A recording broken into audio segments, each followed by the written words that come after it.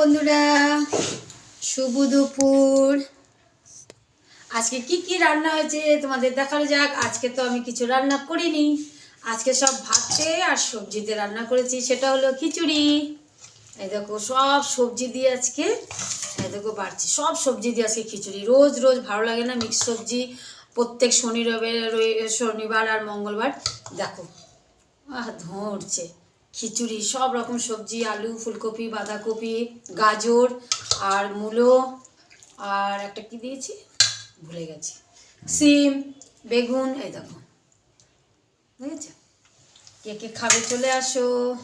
আর করেছি এই যে পাঁপড় ভাজা, আর দেখো এই যে খেজুর দিয়ে চাটনি। আজকে আমসত্ত্ব দিইনি, আজকে শুধু খেজুর দিয়েছি। দেখো ঠিক আছে বন্ধুরা, খাওয়া দাওয়া করা যাক। তোমরাও খাও, আমিও খাই।